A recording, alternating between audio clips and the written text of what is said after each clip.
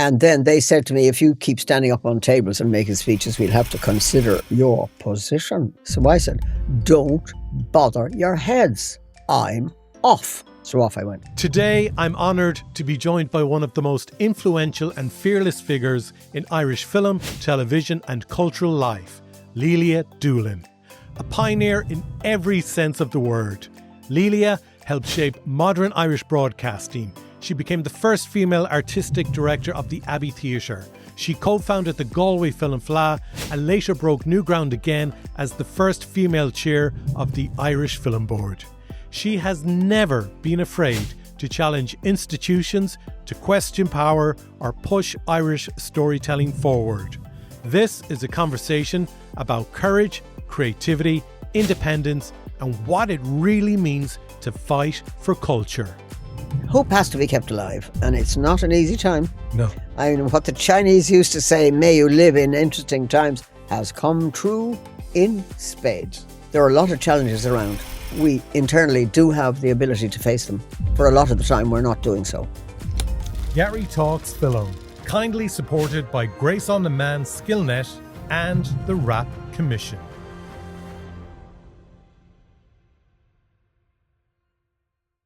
Hello and welcome to another episode of Garry Talks Film, and this week I'm delighted and honoured to have the amazing, the formidable, the legend herself, Lelia Doolan, joining us on the show. Get a grip now, Garry, first of all. I'm thrilled to have you on the podcast. I didn't think you'd say yes, so thank you so much. You had a job. You had a job getting me here, my God. One of these days I'll start using SatNav, but I don't think just quite yet. Yeah, no, we'd fun trying to direct you to where we are. And finding and enabling me to get here. Anyway, go ahead and tell me what's on your mind.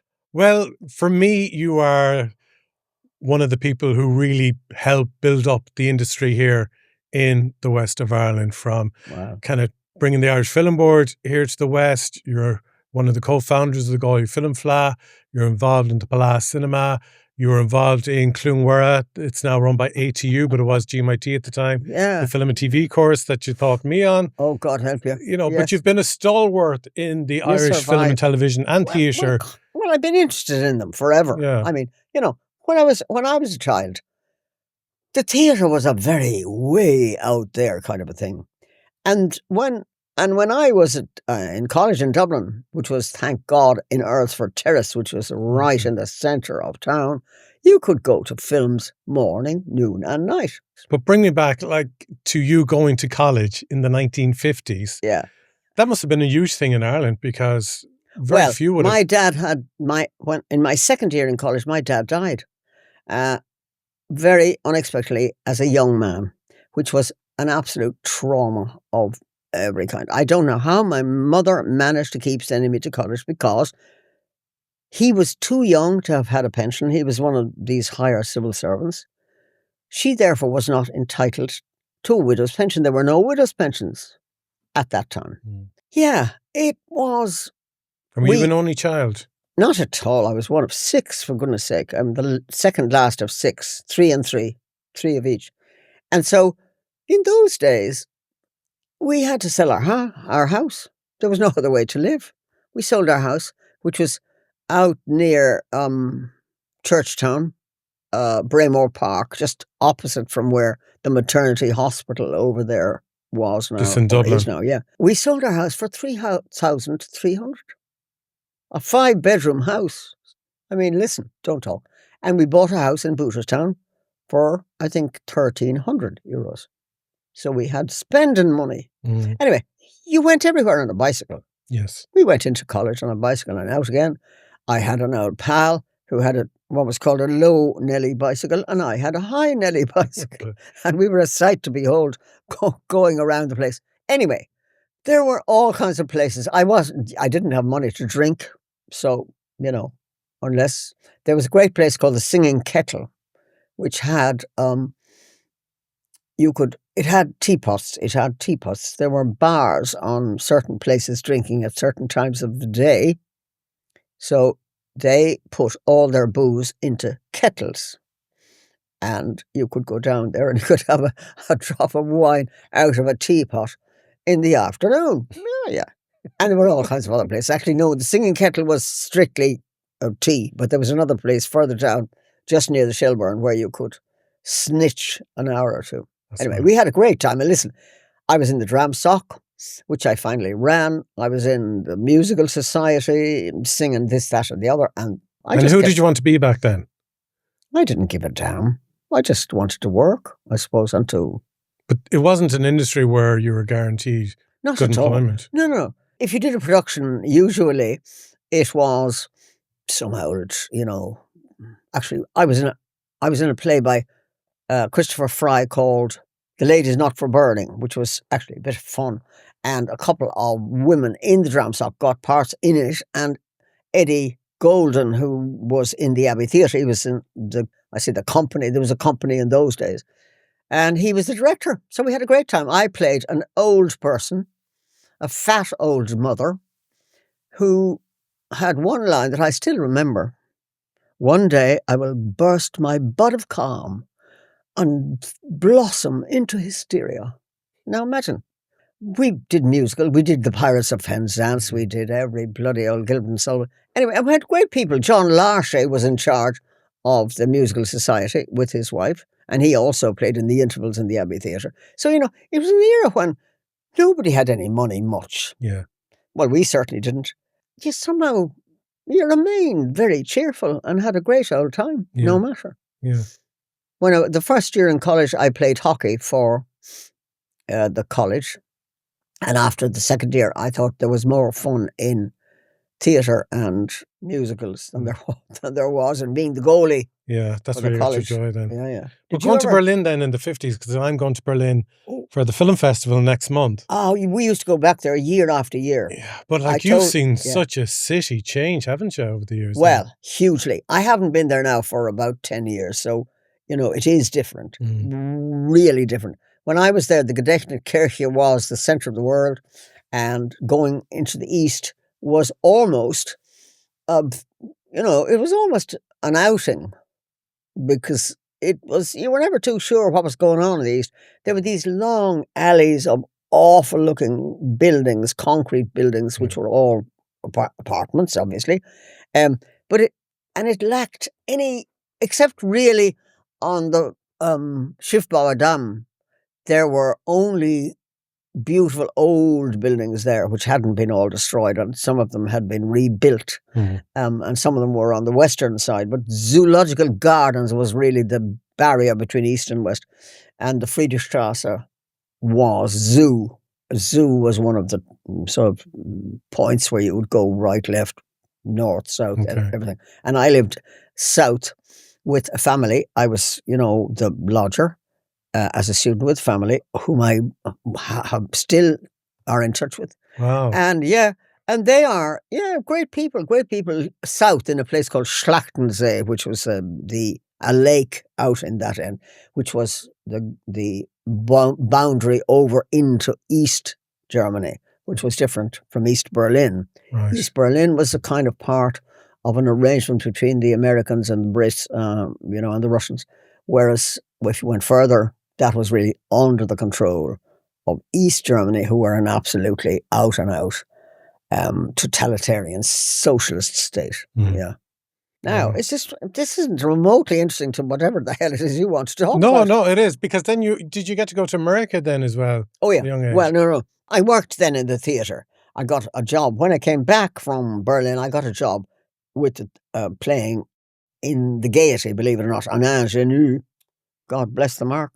Anyway, and then I was a member of the Globe Company, which was three couples, really. Milo O'Shea and Maureen Toll, Pauline Donnelly and Norman Rodway, and Godfrey Quigley and Genevieve Lyons. So these were the three couples who really founded the Globe. And they did very well. And we used to work, I think the main rate for everybody was $5 a week. And I got I got £1 more a week because I used to write the press releases. I mean, so-called. I mean, you couldn't call them press releases. Yeah. You just rang up the radio and the television and said what you were at. That was it. Anyway, and I joined television then. I used to do bits of voiceover and bits of singing and bits of acting in plays and all of that in RTE in the early days in Montrose. And Yeah. then Which is huge because there was only one channel in Ireland at that's the it, time. exactly. Balachashocht, Mm. Channel 7, that was us. Now, so then I applied to become a producer-director, and they said okay. And there were 4 of us: Muireann McGonigal, Donal Farmer, Deirdre Friel, and me. And unfortunately, I think I'm the only one still alive. Oh, yeah. Anyway, listen. They were heady days. So a man called Gunnar Rugheimer was the controller of programs, and he was a bit of a political animal and a bit of a maneuverer and a good old, fighter for the station. And he said to me, would you like to go to America to be trained? I thought, Jesus Christ, why not? I had 2 brothers who were living and working in New York. So he said, we'll send you for a month to New York and a month to Chicago and a month to Toronto, to NBC. So I used to sit in on the morning show, the Huntley-Brinkley Report, which was NBC, and Walter Cronkite, who did the 6 o'clock news. Then Chicago was not particularly, there were no particularly famous names, but it was fascinating because it was the beginning, it was 1964, and so it was the new president was going to be selected. So there were riots in Harlem, and I used to go up with the team who went up there just to cover what was going on. And there would be people like Martin Luther King and Stokely Carmichael and Malcolm X, who really represented the younger people who are not as pacifist as perhaps were Martin and the older men. And that was absolutely fascinating and big. God, I couldn't get over the heat. I thought I was going to die. I came out of the plane and I thought, how is this possible? Yeah. I mean, to breathe. Anyway, never mind. I had one of my brothers had a pal who was leaving town for a month, and I got his flat, which was on 5th Avenue. Wow. Yeah, listen here. Anyway, I had a whale of a time. I went around with crews. I sat in the back of studio control rooms. Nobody was teaching me in the sense of saying, this is what you do with a camera. No. I just watched and saw, and there were a lot of interesting, well, first of all, how to place a camera, where to place a camera, how to, interview somebody. Those were things, you just had to pick them up because you knew when you went back to Ireland, you were going to have to do those things. Anyway. Well, when I grew up, like I was comparing myself to movies that I liked by Scorsese or Tarantino or whatever. Oh, yeah. I was saying, I'd like to be like one of them when you grow up. I wasn't. But like, who were you inspired by back then? I wasn't really desperately inspired by anybody, except I thought, Jesus, I'd better learn how to place a camera. I better learn how to talk. I had a little knowledge of it from doing voiceovers and working as an interviewer on Newsbeat, which was one of the earliest of the early evening magazine programs. It was more serious in a way than it is now. I remember interviewing George Campbell, who was a painter from Belfast. And he looked at me, because I was quite young. And I think he thought to himself, who is this idiot of a child who's supposed to be interviewing me? So he said to me, listen, here are a couple of questions you can ask me if you like. It was absolutely perfect. And of course I did. I also interviewed a woman, a wonderful harpsichordist and a pianist called Rosalind Turek. Way amazing. Anyway, those were the kinds of things you did. And then eventually I directed programs of traditional music and did a bit of drama. The Reardons. And then the Reardons. Which is massive. Yeah, which is great fun. Well, that was Christopher Fitzsimon who invented that, really, as a kind of an antidote to the total urban elements in Tulkerrow. Yes. But you see, so... But this was the first time that a drama series was being made outside of a studio. Exactly. And then it was also discovery of... Was Gabriel Byrne discovered in Reardons or Bracken? He was in Bracken. Well, he was the very, very end, I think, of Reardons. Anyway, I just directed it for a couple of years, and we did a few innovations, had a great crew who were full of inventiveness. And, I remember on one occasion we wanted to do the meat of the horses, Miss Nesbitt or something like that. Jesus, when I think of it now. Anyway, and Aidan Maguire, who was the chief of the camera crew, which were 3, We just trundled up to this place with 2 big Pantechnicons, one of which was all of the technical stuff, and the other was really a control room, which ran the cameras and so forth.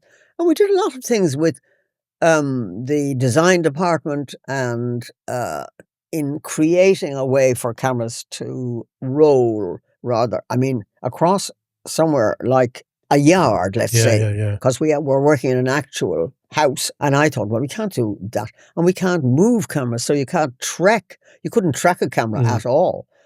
So we finally built a tracking thing to our great delight. And on another occasion, we used a crane in order to do, all of that carry on. Anyway, we had a wonderful cast, most of whom remembered their lines most of the time. Annie Dalton rarely remembered her lines, but always made it look as if the other person had died. And in those days, there was no shooting, a scene when somebody fluffed. You had to go right back to the beginning again. You couldn't pick it up where you'd left off, not at all. So if it was a 3-minute scene and a 2 minutes and 50 seconds, somebody made a bags of it, back to the start again. Why was that? We didn't have the mechanical ability to take something up in the middle of a scene and attach it, because editing was absolutely primitive, to say the least of it. I would go in with the editor after we'd shot a days or 2 days. We usually shot 2 days at a time every couple of weeks. And you did 2 episodes. Bang. You rehearsed then in the interval. They're all pretty much one takers then. Yeah. You're going to have to get it right in the one take. Exactly. Wow. And they did, usually. But sometimes afterwards, if you wanted to do an edit, you were editing an entire scene. You weren't editing from she said and forgot to say what he said. Okay. So that was great fun. And there were some absolutely wonderful people, as there are today in RTE, who are the technical geniuses who keep the show on the road. I mean, okay, there are directors. But the real people who kept the show on the road, of course, were the women. There were no women directors until Deirdre Friel and I came along. And then Chloe Gibson from BBC and Sheila Richards, great director in the Abbey and actor in the Abbey, mother of Jennifer Johnston. She was also a director. And I mean, these were famous people. They were just, But you fell out with RTE, didn't you?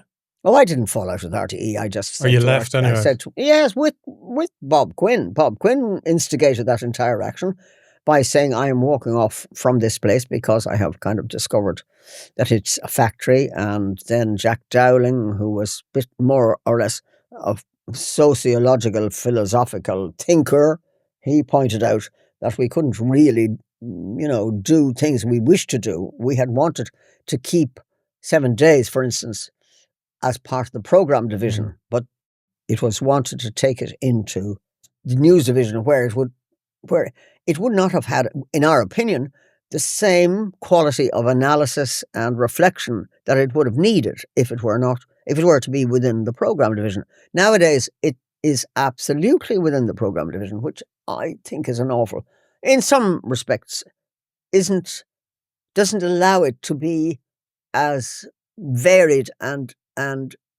analytical. In those days, it was much more political internally and between RTE and the government than it now is. Yeah. So yes, we carried on, and I left after Bob, who had sent everybody a letter pointing out what he believed to be the drawbacks in the current setup, because we had started with great hearts and everybody was prepared to, give everything a go, try things out. I went around the countryside doing interviews for Broadsheet, I remember, and we went to London and we interviewed, this was unheard of in those days, and we did interviews with all of the Irish who were in the theatre there.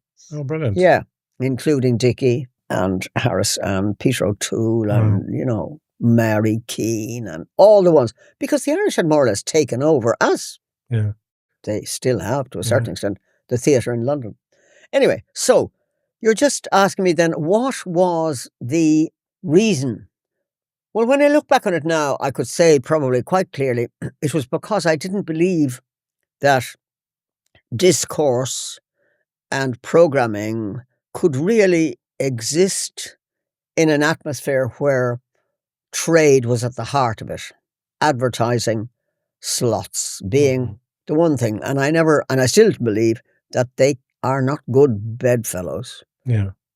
I think they initially, it seems essential, and it's really because the government is too mean to pay for what it wants, and it therefore thinks a third party should be, to say, a commercial, company. And I have no difficulty with commercial companies making their way, but I don't want it to be on the national airwaves. It's just that. I don't believe it's a good influence. Yeah. No, I get that. I worked with a broadcaster before, and a very well-known business was an advertiser with that broadcaster. Yeah. And there was a comment that a broadcaster had made online, and they were told to pull down that comment because pressure had come in from the advertiser. Even though what they had stated was fair and true. But because the advertiser was putting money into the organisation. You have it. The organisation the same thing happened. Pull it down. There were a couple of very important moments. Jack Dowling did a programme called Home Truths, which was trying to tell working class people how they could get on an awful lot better in life by using various non-predictable commercial products. How you could clean a window, how you could clean your face. And Helena Rubinstein objected. And guess what? The programme was axed. Now, that is a very, very famous episode, but it's one that really tells you what was going on. The piper was playing the tune to a certain extent, but there were an awful lot of people who were very independent-minded. There still are in RTE. I'm absolutely certain of that.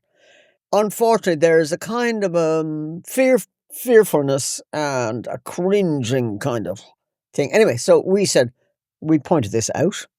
So Jack Dowling wanted to keep talking in the canteen, so he offered foolishly his resignation, which they were only too delighted to get, I can tell you.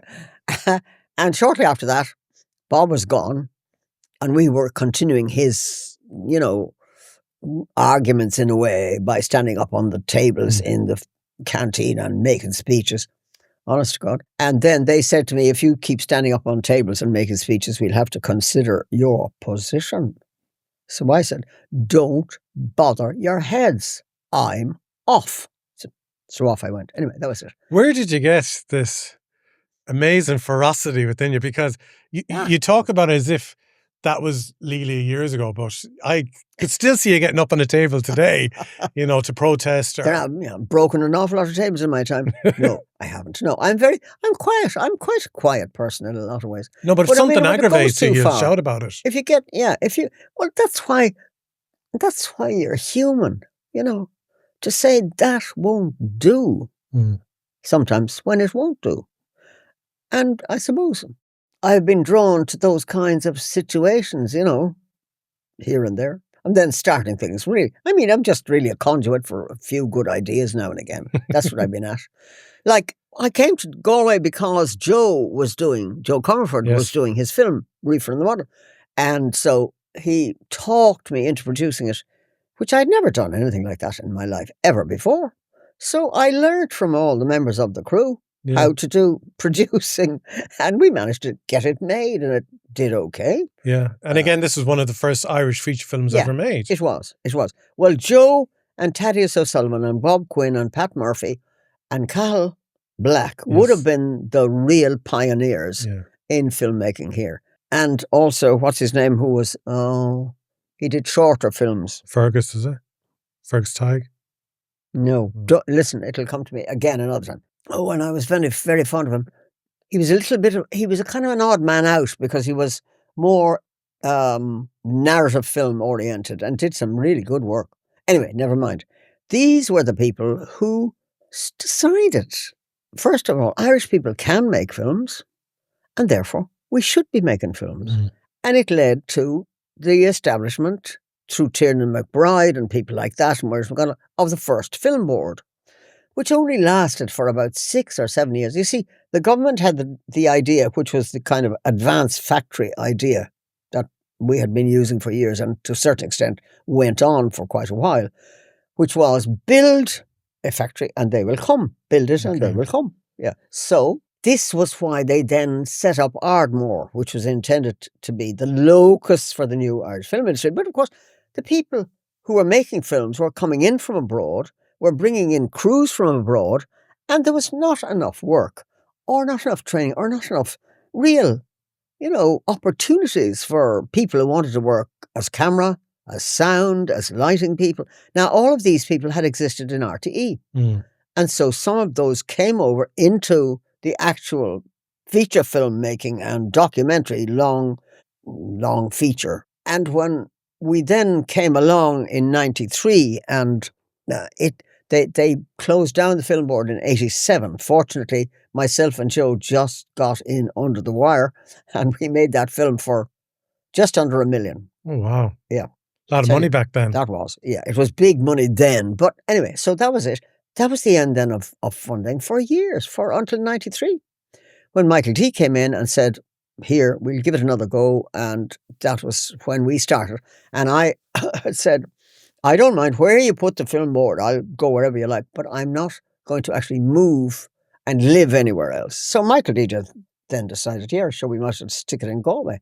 So you were appointed what? CEO, was it, or chair? I was chair. I was there. chair and CEO at the beginning. And they said, would you not stay on as CEO? And I said, no, I'll stay as chair. I don't believe it's necessary to stay for your whole life in a particular position. So I've tended to kind of move around a bit, in that sense. Anyway, so I said that in 93. So that was the start of something huge, because you had Saving Private Ryan, Braveheart. Yes. Jim Sheridan had done really well with My Left Foot. That is right, yes. They would be regarded as the industrial wing of the Irish cinema enterprise. Yeah. Whereas Bob Quinn and Joe and Pat Murphy would be regarded as the sort of Arthouse filmmakers. Yeah. Neil and Jim would be... There was a row at the beginning of the film, very beginning of the film board. That was back in the 80s. We won't go into that now because we'll be here for the night. And there are still strong feelings. Anyway, so then in 93, I decided that not only should we be supporting film making, but we should also be supporting the education of filmmakers. Filmbase, which had existed in the Irish Film Institute, had been the only place. So we did a study and I set up the making of a proper study of what training was needed in every single one of the technical things. And it's still a decent enough document, I think, today. And the other thing I felt should be done, and we did do, was get all of the state boards and semi-state boards who were even peripherally involved in film to come together as one. That would be things like Boris Tráchtála, who were there to help small businesses, things like Board Fáilte, who were bringing people in. There were about 5 state enterprises peripherally involved, and some of them were very interested and active and good, and some of them didn't really bother their heads too much. Anyway, I just, banded away. It was called Statcom, and one of the great funny trade unionists, because we had a lot to do with them, because they choked a lot of enterprise within the film making business in that they had stupid plans and, projects, and you have to have this many electricians. It was mostly the electricians and to a certain extent the set dressers and not designers so much, but certainly who were English-based companies and who behaved in a very thoughtless kind of a way. Laying down the laws and you have to have so, and we'll tell you what electricians you can have. Okay. Oh, excuse me. Yeah, so one particular company, good God bless them, said, yes, okay, well, we'll take you or two, but we're not going to use them. So they're to come in at the right time every morning, and they can sit in a room for the rest of the day until we break, and we will put our own electricians on the job. And that's what they did. Wow. It was a long time ago. But that kind of bottle, was essential. Now, there were some great trade unionists, and I am myself a trade unionist anyway. I would absolutely agree with that. Anyway, there we were. The film board was up and running. We had a very good gang of people on it. Neil was on it at the beginning. And I made a simple rule that if you were on the board... I love how Neil Jordan is Neil to you. Yeah, exactly. I said, and he stuck with it, you know. I said, nobody can bring a project to the board while they are a member of the board. That is the only rule. Yeah. But unfortunately, after I left, they muddied over. You know, they can leave the room while the decision... absolute bullshit. Anyway, Neil, when I left, Neil said to me, can I leave now? I'd say you must have a great list of people in the industry on your phone. Yeah, I don't know. No, plenty of contacts over the years you've built. Here and there, you know. But mostly, it's mostly enabling. You know, you're mostly around. I wasn't that keen to make anything myself, except now I was very pleased to have done the film with Bernadette, Dublin, which Joe was part of, and Gordon Brick, wonderful director. That was 2011, is it? Yeah. Yes, it was 2011. And then we started the Film Fleadh, which was the, you know, great outlet. That was 89. Yeah. I'll tell you how it happened. When we just had the first screening of Reefer and the Model in Galway, in the old palace, the old the Claddagh Palace. Palace, great old place. Oh, listen, it used to be great fun. Anyway, so he was going up the street one day and he said to me, why don't you do a film festival? To Sally Jennings. Yeah. Who later went on to manage Saw Doctors. So we did. So we got together for Joe McMahon from the university, who ran the Galway Film Society and was great, God rest his soul. He, Miriam, Bob said, we'll call it the Post-Colonial Film Festival. Galway Fleadh is a post-colonial film. Anyway, listen. So there were those gang of us, and then Celine came along. Celine Curtin, okay. We just, listen, it was done on a shoestring. I think we had €3,000. I think I managed to blag 3,000 out of Ollie. I said, if you want a film festival, you better pay for it. Anyway, we got everybody to do the work. We got platform from this fella. We got flowers to deck out the rest. Everybody had to paint the men's toilets, which was like the black hole of Calcutta. And I managed to get Mr. Leo Ward, who was the founding father of the Ward Picture Empire, to give me the place, to give us the Claddagh Palace for the whole week, and not to be charging us anything for it. And the great thing was, Marie Chevalier, who was the manager, she loved film, and she loved us. And the amount of the film, and not the film, but the phone bill that we racked up during the weeks that we were there, apparently nearly gave Leo a heart attack. And he would attack me and he would say, what are you? Do you want to ruin me? Yeah. And I'd say, absolutely. You're worth ruining. I never knew we had the Claddagh Palace, actually. Oh, yeah. It was, yeah. He, you see, and his stepbrother was Kevin Anderson. Yes. Who actually put money into Reefer and the Model. Oh, okay. Because we were short in the end, 125,000, I think. And he said here, he was on the film board. He was a member of the film board at that stage. Okay. And I thought, decent man. Now, he wasn't as lovable as Leo, who was a rogue of the first water. It's amazing to see how their children now are still involved in the industry. Have you had anything much to do with Paul Ward or Kevin Anderson? No, I just know of them from, Paul Ward was a decent character. I didn't know Kevin well enough, and I still don't. But, I could continue on with stories of his father with Paul. Yeah. So you were involved in the film board when it came back to life in the 90s. Yeah. And a lot has changed. It's now called Screen Ireland. They have a lot more funding than they would have had back in the 90s. There's a lot more co-productions, international, a lot more people. Like, where do you see the industry now? I think there's a greater emphasis on box office. I think there's not enough emphasis, perhaps, on story. Although there have been some lovely pieces of work done, really. They really have. Colleen Kuhn, of course, being one that everybody knows and loves. But there did appear to me over the last few years, well, really since it has exploded and become larger, that it had less of an interest in storytelling of an Irish variety Yeah. than it had on box office and co-productions and Hollywood ways and means of doing things. I have some first-hand awareness of where it might be going at the moment, and I hope it is going in the direction of far more indigenous production, far more interesting, unusual, out of, sight kind of stuff than it has been. And I think the intelligence is there, the imagination is there, but the difficulty is also there among the kinds of things that you are doing here, which is podcasts. They'll never take the place of a piece of imaginative writing, directing, acting. They never will. No. But the sadness is that things are being thinned out intellectually. Yeah. Both in this country, intellectually, well, I don't have to point to America. God help them all there.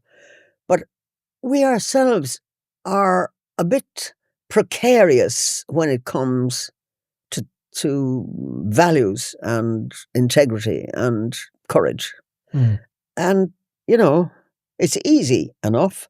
I'm part of a number of groups who have opposed things like I'm very involved in Shannon and in the use by American military flights and planes using Shannon as a stopping off point for moving people into places like Guantanamo Bay, moving people in rendition, moving munitions and military. I'm not so sure about the military, but I certainly know there is a good reason to look at every single plane, and even if not every single one, every, few planes, to establish that we are not complicit in the annihilation and the genocide of Gaza, which I fear we have been part of. Now, the notion, therefore, that, we should be standing up a little more and that filmmakers who have an idea or ideas about, politics will be given their head in the political regime which has been set up by the government to support film. Yeah. Theatre has a bit more freedom, doesn't it? It has freedom. It has much more freedom. But again, it has to wash its face. It's probably, I don't think the Abbey has enough money to run itself and be as inventive as it wishes to be. But then also in that world, everything has become so much more expensive that mounting a production has become almost like Baroque theatre, do you know? Everybody deserves to be paid, but it's fascinating that there isn't a single company, really, except Druid.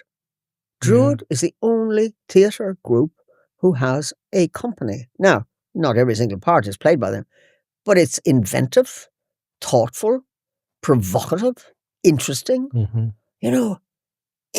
It's about, it's life enhancing, and that's what we want from the arts. You don't want hope. Hope has to be kept alive, and it's not an easy time. No. I mean, what the Chinese used to say, may you live in interesting times, has come true in spades. But you're beyond your 90th year now in life, which is fantastic. Yeah, so far. You've seen a lot of changes and economic rises and crashes and so on. Like, where do you see us now? There are still as many great people in Ireland doing great things as ever there were. And there are still as many greedy, thoughtless people, and perhaps rather more than there were. And in a way, one feels that the government might solve some of the problems that it has with things like homelessness and transport if we allowed the government to take public transport. I think it would teach them quite a lot. And it would teach them quite a lot if they had to rent where they were living. But they are too well paid, in my opinion. I live with great comfort on a state pension. I don't have anything else. And that's very, let's say, it calls upon one's imagination, which is a very good thing, do you know? But there are too many people forgotten, too many disabled people, too many people living away from the good times. And there is a bit of complacency, around, I'm afraid. So I haven't answered your question at all. I'd say there are a lot of challenges around. We internally do have the ability to face them. For a lot of the time, we're not doing so. We are using internets, we are using corporations and shortcuts, I think, for face-to-face relationships. I was very pleased that we did finally come around to understanding that we had to have another president like Michael T. to be the president of the country. Catherine Connolly is going to be, I think, a good, strong woman with great integrity and honour.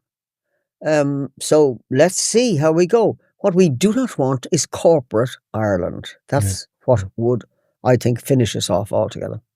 We don't have weirdos around like me or you. We're in trouble. Yeah. That's it. As we come to an end, what is one project or one thing that you're so proud of? I have a project at the moment. It has to do with walking. I will say no more about it for the moment. Okay. And is there anything then that, any one thing or one project that kind of disappoints you that you would have been involved in or tried to get involved? Glad to get started. Yeah. Oh, sure, look, I'm a sinner like everybody, so I'd say there may have been things I should have been involved in that I wasn't. And then, well, I think, to tell you the truth, I think I have had a very lucky life.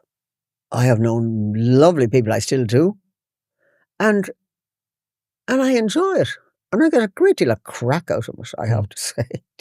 It's a bit of an adventure still. Yeah. Long may it continue, Gary. Absolutely. Don't give up what's the adventure. What's the key? What's the secret to enjoyment? To keep going? Enjoyment. Yeah. And what do you find enjoyment in? Everything. Even losing my way to get here. Listen, good luck with your work. Good luck with what you're at. And you. Stay open. That's really it. Keep your old head. Listen, lovely to talk to you. And you. All the best. Continued and mind success. yourself. God bless you. Thanks, Lelia. Take care. This is a GK Media podcast.